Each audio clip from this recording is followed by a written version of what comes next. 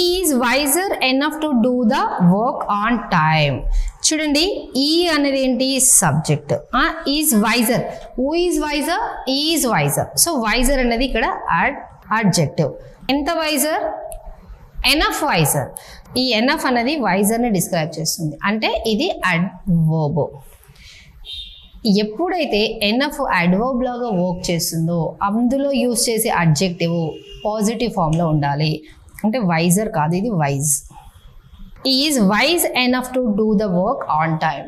Still and at అనేది రెండు ఉన్నాయి మనకి. ఇక్కడ చూడండి, ఈ స్టిల్ని మనము పాజిటివ్ డిగ్రీలో యూజ్ చేస్తాం అండ్ ఎట్ని మనము నెగిటివ్ డిగ్రీలో యూజ్ చేస్తాము. అంటే I'm sorry, positive sentence, negative sentence. And ఇక్కడ ఇంటరాగేటివ్లో కూడా యూజ్ చేస్తాం.